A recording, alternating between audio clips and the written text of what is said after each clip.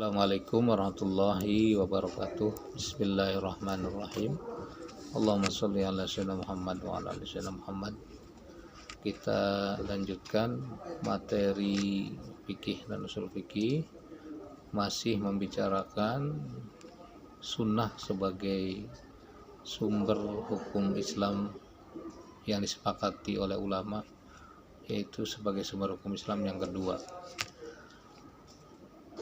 Sunnah bila dilihat dari jumlah orang yang meriwayatkannya, sunnah dapat dibedakan menjadi 3. Apa saja? Yang pertama, sunnah atau hadis mutawatir, yaitu hadis yang diriwayatkan oleh sekelompok perawi dan diantara mereka tidak mungkin bersepakat untuk mengadakan dusta, karena jumlah mereka yang banyak memiliki sifat jujur dan berbeda tempat. Dari kelompok inilah kemudian diceritakan lagi oleh kelompok perawi selanjutnya yang sepadan hingga sampai kepada kita tanpa ada kebohongan. Hadis mutawatir banyak berisi tentang perbuatan-perbuatan Nabi seperti sholat, puasa, haji, azan, dan sebagainya. Sedikit sekali hadis mutawatir ini dalam bentuk perkataan Nabi atau sunnah qauliyah. Hadis mutawatir ini sangat tinggi derajatnya sehingga dapat dijadikan sumber hukum yang qat'i. Misalnya contoh hadis mutawatir adalah man kadzdzaba alayya muta'ammidan wal yatabawwa maq'adahu minan nar. Nabi bersabda, siapa saja yang sengaja berdusta atas namaku, maka bersiap-siaplah mengambil tempatnya di neraka. Kemudian yang kedua adalah hadis masyhur. Apa itu hadis masyhur?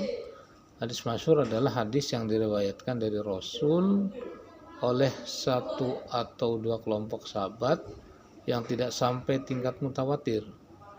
Kemudian hadis ini disampaikan kepada orang banyak yang selamat dari kesepakatan berdusta yang jumlahnya mencapai batas ukuran hadis mutawatir.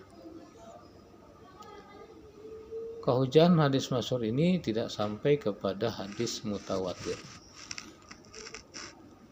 Kemudian yang ketiga adalah hadis ahad.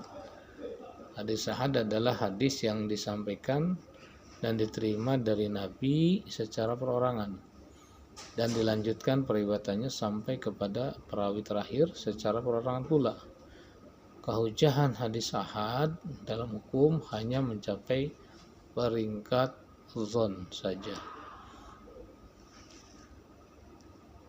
Lalu bagaimana pembagian hadis dilihat dari kualitasnya? Dibagi 3, yang pertama sahih, 2 hasan, dan ketiga dhaif.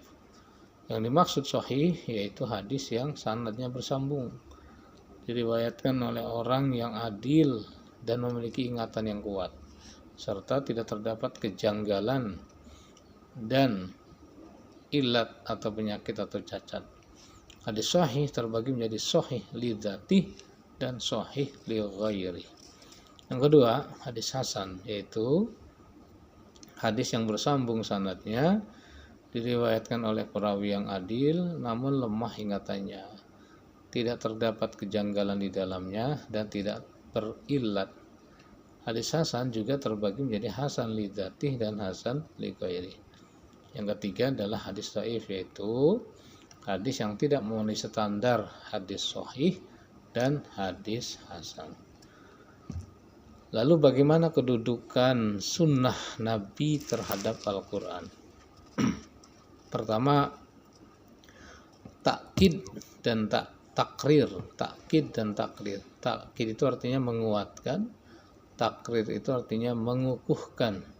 Artinya menguatkan dan mengukuhkan hukum yang ada di dalam Al-Quran. Kedudukan hukum ini sangat kuat karena berdasarkan kepada 2 sumber, Al-Quran dan hadis. Contoh hukum wajibnya sholat, puasa, zakat, haji, larangan syirik, menyakiti kedua orang tua, membunuh tanpa hak, dan sebagainya. Semua hukum tersebut ditegaskan oleh Al-Quran, kemudian dikokohkan juga oleh hadis Nabi. Yang kedua, kedudukan sunnah terhadap Al-Quran adalah bayan, taqyid, dan takhsis, yaitu memerinci dan menafsiri kata-kata yang masih global, membatasi dan mengkhususkan hukum-hukum yang masih bersifat umum dalam Al-Quran. Mana contohnya? Contoh memerinci waktu sholat. Al-Quran hanya mengatakan inna sholata kanat 'alal mu'minina kitaban mauquta. Sesungguhnya sholat itu adalah kewajiban yang ditentukan waktunya atas orang-orang yang beriman. Quran Surat An-Nisa ayat 103.